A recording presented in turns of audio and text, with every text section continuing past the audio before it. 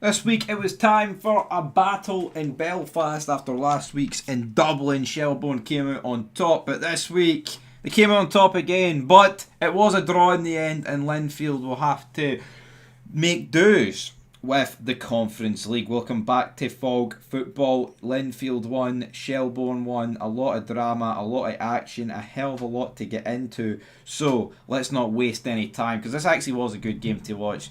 Now, if you watched the Livy Kelly game, you'll know I was doing double duty. I was watching these two games at the same time. I did a wee stream on my channel talking about Rangers while watching them. I've had a good night watching football, guys. We're getting back in the groove. Games are coming thick and fast. But in terms of this game, Fitzpatrick, right.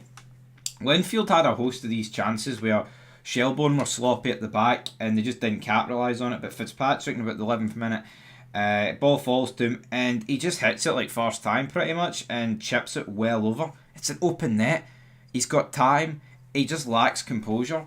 And the reality is, if he actually just took a bit of time, composed themselves, and looked up, this probably would be 1-0 to Linfield at this stage, but for them it's not. We then got an early sub for Shelbourne. They had a few injuries throughout this game. Early sub there, and then we had the goalkeeper also get subbed off for them, so far from ideal. We then had an opportunity for Shelbourne. Shields manages to clear off the line, but then it ends up being 1-0 anyway. Coot with the goal. I tell you what though, this is piss poor defending for Linfield. I mean, well, it's really good for Coot off the, not Coot, for Shields off the line, right? Make no mistake about it, this was actually pretty good, but the problem for me is, it's like this Cook guy is just able to cut left, cut right, do this, do that, and then he puts it in the back of the net, and the Linfield guys are having goes at each other. It's like, you were equally is all shite. You know, you just could not step up to task when it mattered. Arses were folding, folks, and for whatever reason, by God, they couldn't exactly do an awful lot about it. Is it just due to a lack of quality? And that's one thing I did notice. Like, as bad as the Livy Kelly game was, they are just both better than Linfield Shelbourne, and it was a real eye-opener watching the two games side by side. But this game was much better to watch from an entertainment perspective because there was stuff happening.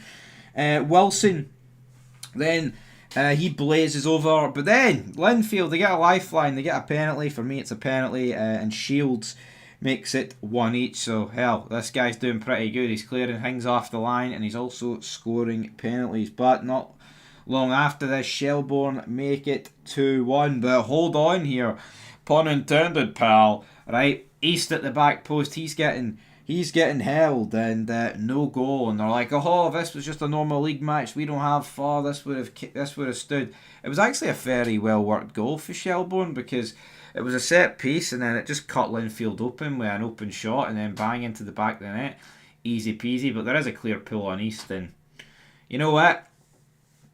Right decision to chop off the goal, but I am convinced if this is like the actual, the Champions League stage, and this is like certain teams like a Real Madrid, there are no fucking way in hell they're disallowing this for Real Madrid. That's all I will say.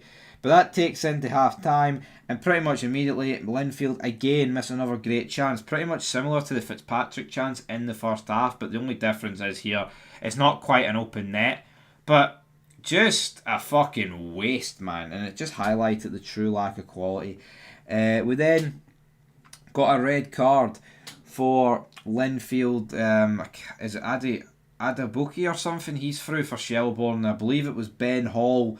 Brings him down. There's no real need to go too far here. He's last man, and Linfield go down to 10 men. It kind of ruined the game, but Shelbourne advance, and yeah, interesting battle between Belfast and Dublin, Northern Ireland versus the Republic of Ireland, and Ireland comes out on top. As for Linfield, they go down into the Conference League.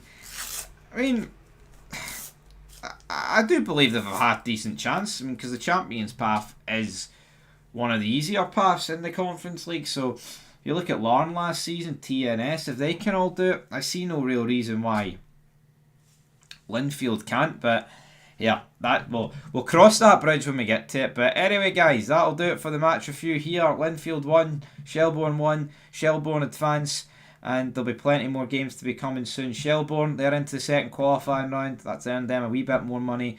And check out the review show Thursday night, Friday morning, and we'll look at a wee look ahead and see what these teams got in the next round.